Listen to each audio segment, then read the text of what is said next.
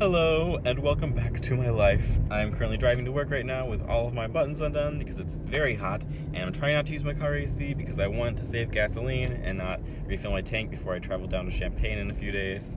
Anyway, yesterday I talked about my friend Zoe, who's been being very creative and successful in her endeavors of making music, and she's been documenting all of her projects and stuff on her Instagram, which is awesome, and I'm really happy for her. But at the same time, it makes me depressed, even though it has nothing to do with me, just because it reminds me of how I am failing at everything I try to start.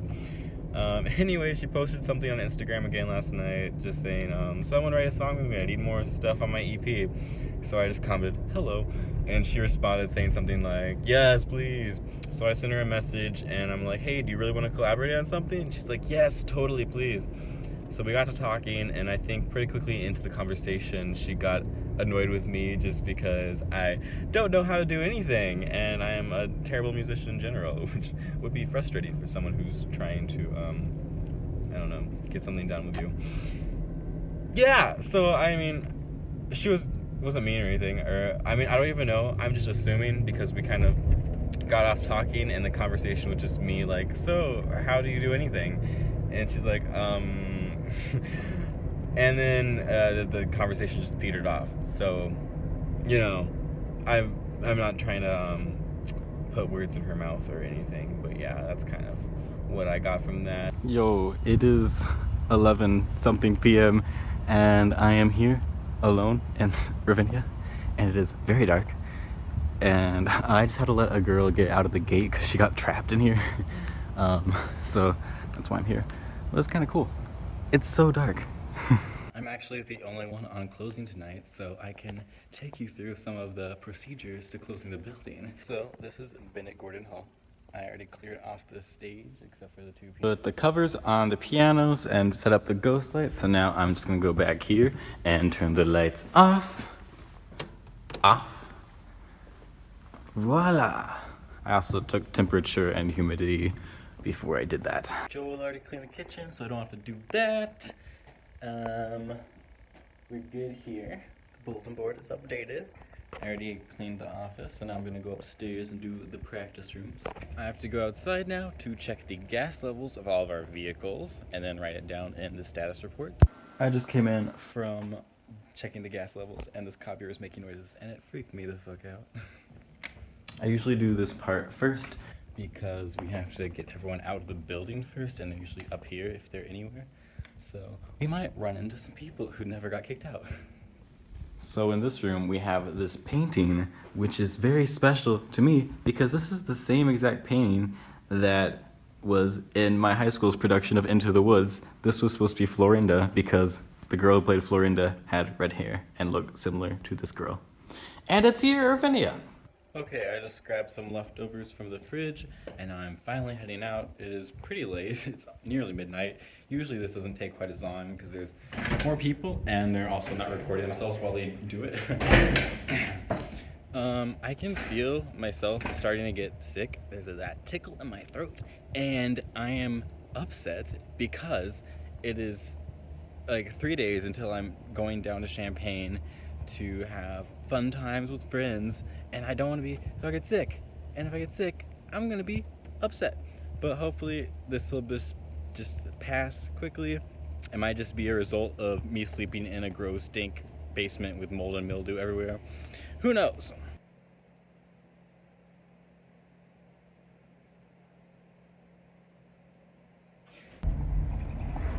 Oh hey, I didn't see you there. How's it going, man? I'm just driving to work right now. This actually marks the beginning of a fun adventure I'm going on for the next few days. Please don't drive into the middle of the road, small child on a bicycle. Okay.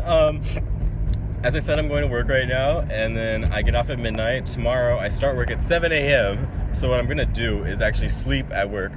I am cool with a guy who's like the RA at one of the dorms that we're housing the musicians for a conservatory program. So he's like, I can get you a key and just sleep over. And then the first thing I do tomorrow is drive musicians from the dorm to Ravinia. So it works out perfectly. Then after work tomorrow, I get off at like 4, and I'm gonna drive down directly to Urbana. Then of course on the 4th, I'm gonna celebrate with all my friends on the 4th of July. It's gonna be a lot of fun. I'm super excited. And yeah, I'm gonna drive back up on the 5th, probably go directly to my shift that afternoon. And once again, I'll get off at midnight and I work 7 a.m. the next day after that. So I'm gonna sleep over at the dorms again. And then after my shift the next morning, I'm finally going to go back to Evanston. Currently at Target because one of the musicians asked to come here to buy some supplies for themselves. And so happens that my boss told me, hey, don't wear shorts in the future. So I bought some pants and now I'm wearing them. True story.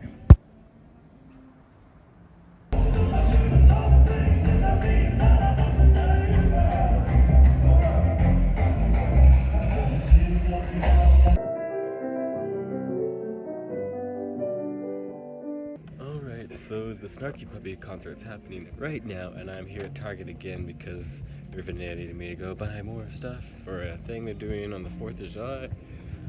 And I can feel myself getting sick, and it's so tragic, and I'm so sad about it, but there's nothing I can do except for drink water and try to relax.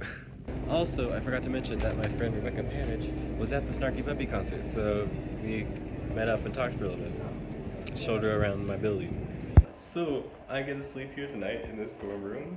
And tomorrow morning I just wake up and drive all the people who are also staying in this dorm room back to Ravinia, which is so much nicer than waking up in Evanston, driving all the way to Ravinia, then driving all the way here, then driving back to Ravinia. Yeah. Also, I was freaking out because I'm like, this key that Joel gave me does not work. See, what does that say? What does that look like to you? It's a 307, not a 302, because Joel doesn't know how to write letters. Also, his L's look like Z's. But I just tried using the key on all the other rooms until this one worked, so good. Good morning, I am well rested, and it's like a little past 8, so my shift normally would start like an hour ago, but I haven't really done anything yet since I'm already here, where I actually begin my work. And yeah, today's the day I go back down to Urbana, and I'm super excited about it.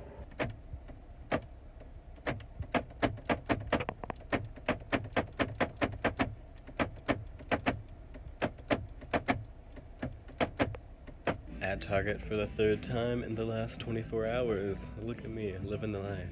Alright, I'm finally on my way down to Urbana. Today, work was honestly not the most fun. I left in a bit of a bad mood, but it happens.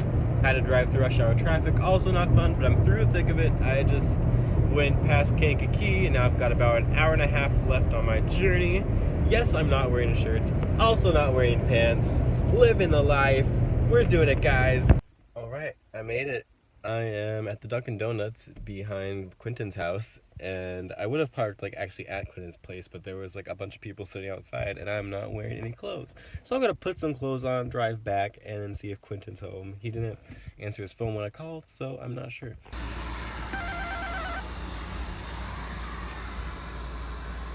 He's not home, or he's sleeping.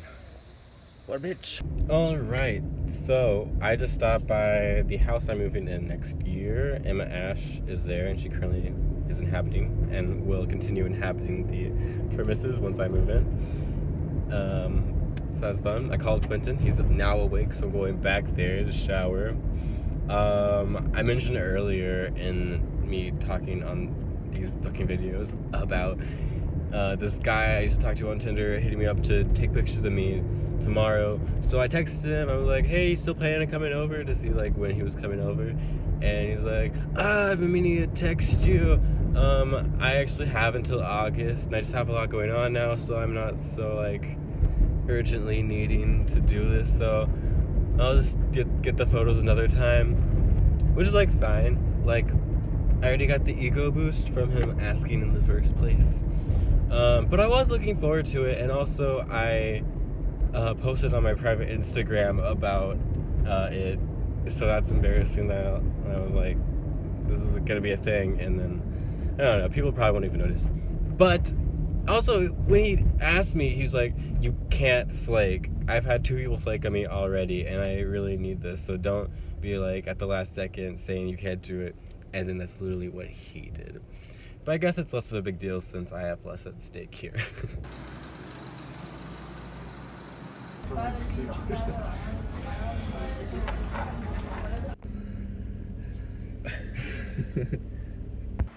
Oh. Oh.